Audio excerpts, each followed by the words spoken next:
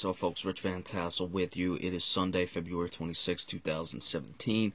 Giving you our Boston Celtics report. I didn't do it earlier, obviously, because the Celtics had a game tonight. I was waiting for that to go final. They defeated the Detroit Pistons 104-98. Celtics are now 18-13 on the road following this victory. They were 17-13 coming into the game. They now move up to 38-21 overall for the season, so that's good there. They, of course, were playing very well when they had the All-Star break. They had that tough loss going into the All-Star break, came out, got beaten by the Toronto Raptors the other night.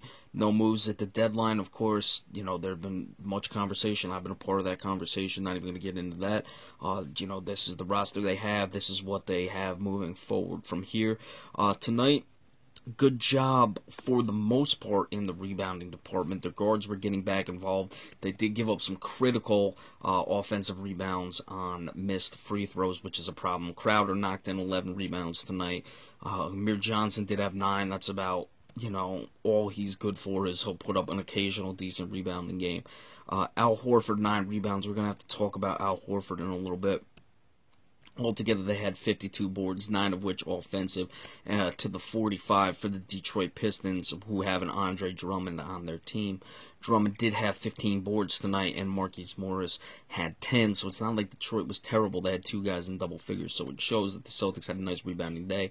Of course, they had, at least 4 times they allowed offensive rebounds on free throws. One of them led to a big 3. Another was late in the game. The Celtics were basically in control, but still, it's just one of those things you don't want to see in that situation. But they got away with the win, so they'll move forward. They got tomorrow night. They're coming back to Boston, that is, to play the Detroit Pistons. Well, we'll get into the schedule in a little bit.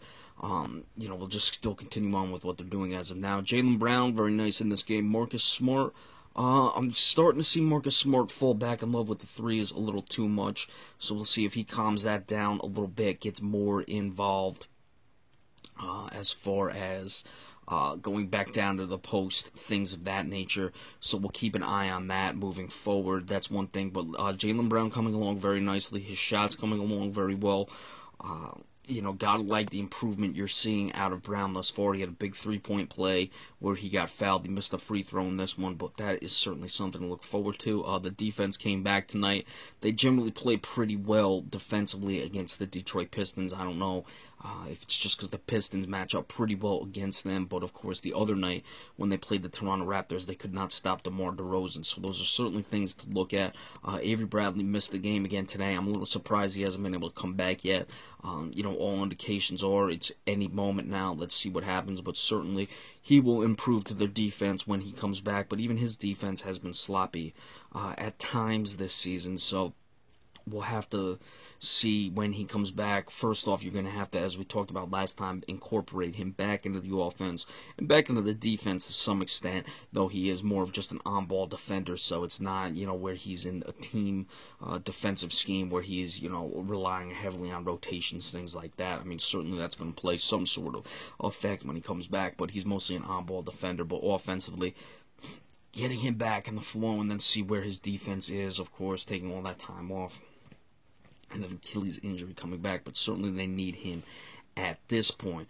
As far as their schedule moving forward, as we mentioned before, they are traveling back to Boston to play the Atlanta Hawks. Tomorrow should be an interesting game. The Hawks generally give them a bit of a hard time.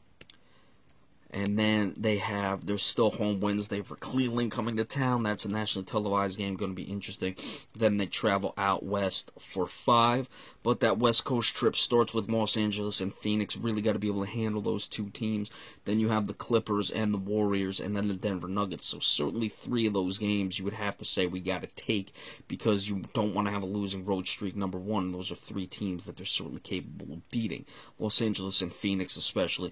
Denver is a bit of a problem, and then you see if you can grab one of those 2 against the Clippers and the Golden State Warriors. Then they come back home for a little bit for 2, then go back on the road technically for 3, but that's Brooklyn and Philadelphia, and then they have a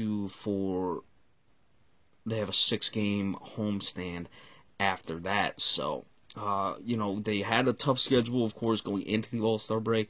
They had that West Coast road trip, came back for one game, then they went on the road to Chicago, had the All-Star break, been on the road for two, going to come back home for two. So a bit odd in that regard.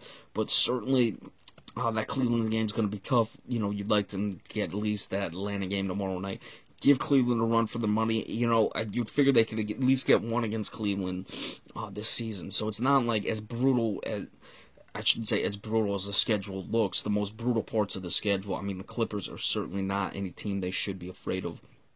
And the West Coast trip really is not too terrible. And then they come home after that for a bunch of games, 8 out of 10. So keep an eye on that moving forward. That'll take you right to the end of April, or to the end of March. But again, we got more reports coming up in those things, so we'll keep an eye on that.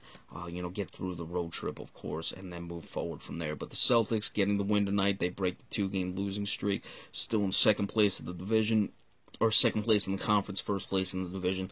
So let's see if they can continue to keep the Toronto Raptors at bay moving forward. All right, so we'll see you next time. Remember, we appreciate all subscriptions as well. Thank you all so much. Have a good one.